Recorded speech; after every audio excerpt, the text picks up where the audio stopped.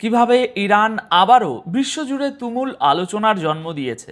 Iran এবার দাবি করেছে তারা আরও কয়েকজন মার্কিন সেনাকে খতম করেছে। অন্যদিকে ডোনাল্ড ট্রাম্পও সরাসরি কড়া হুঁশিয়ারি দিয়েছেন। তার বক্তব্য, একজন মার্কিন সেনার মৃত্যুর বদলা বহুগুণ বেশি শক্তি প্রয়োগ করে নেওয়া হবে। ইরান কেন একজন শহীদ সুন্নি ধর্মগুরুর নাম লিখে মার্কিন ঘাঁটির দিকে সুসাইড ড্রোন পাঠালো, সেই বিষয়টিও আজ আপনাদের জানাবো।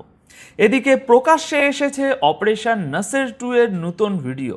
শুরু হয়েছে ইরানের ব্যালিস্টিক মিসাইল, ক্রুজ মিসাইল এবং ড্রোনের বৃষ্টি।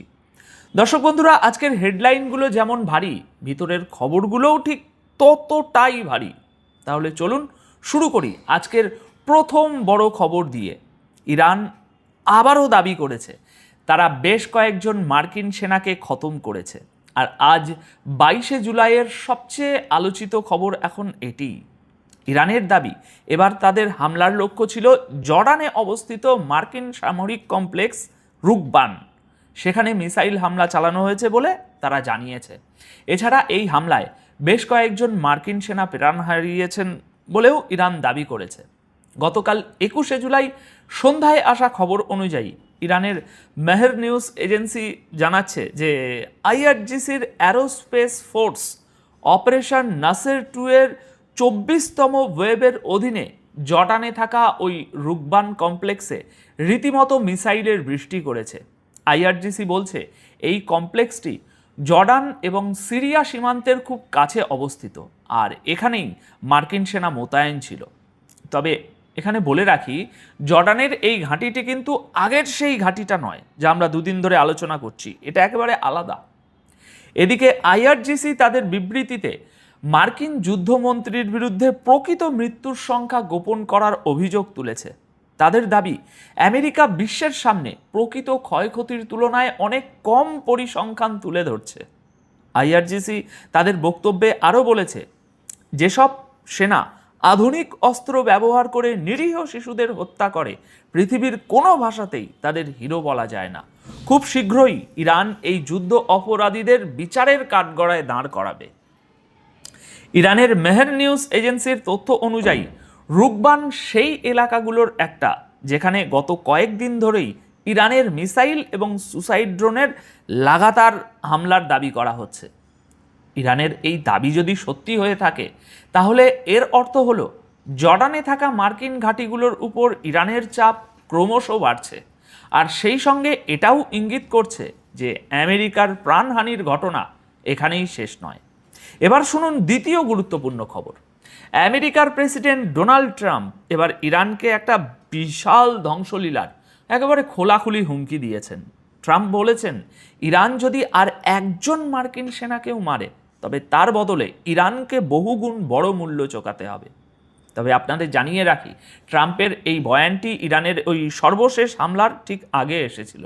অর্থাৎ এরপর ট্রাম্প কি বলবেন বা কি অ্যাকশন নেবেন তা এখনও অজানা। গতকাল 21শে জুলাই ডোনাল্ড ট্রাম্প তার সোশ্যাল মিডিয়া প্ল্যাটফর্ম ট্রুথ সোশ্যালে লিখেছেন যে তিনি পেন্টাগনকে কড়া নির্দেশ দিয়েছেন প্রতিটি মার্কিন সেনার মৃত্যুর জবাব যেন বহুগুণ বেশি শক্তি দিয়ে দেওয়া হয়, অর্থাৎ ইরানে আরও ধ্বংসাত্মক হামলা চালানো হোক। তিনি লিখেছেন, যতবার ইরান কোনো মার্কিন সেনাকে মারবে, ততবার সেই এক মৃত্যুর দাম ইরানকে বহু গুণ বেশি দিয়ে চোকাতে হবে। ট্রাম্প জানিয়েছেন এই নির্দেশ তিনি মার্কিন war secretary Pete Hegseth, joint chief of স্টাফের চেয়ারম্যান এবং সমস্ত সেনা কমান্ডারদের কাছে পৌঁছে দিয়েছেন। এরই মধ্যে এক মার্কিন অফিসার জানিয়েছেন যে ইরানের বিরুদ্ধে আমেরিকার এই হামলা এখনই থামবে না। যদিও পর্দার পিছনে টুকটাক হরমুজ প্রণালী নিয়ে দুপক্ষের মধ্যে টুকটাক আলোচনা চলছে, মানে একদিকে মিসাইল লাগাতার ছুটছে, অন্যদিকে আলোচনাও টুকটাক চলছে।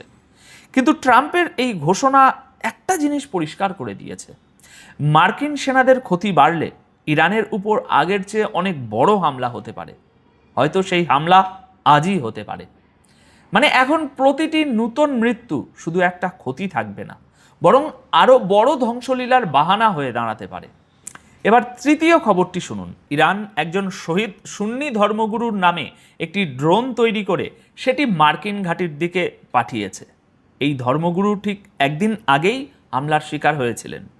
ইরানের প্রেস টিভি গতকাল 21শে জুলাই এমন একটি ছবি প্রকাশ করেছে যা এই যুদ্ধকে শুধু আর সামরিক সংঘাতে আটকে রাখেনি, বরং এটাকে একটা আবেগময় বার্তায় পরিণত করেছে।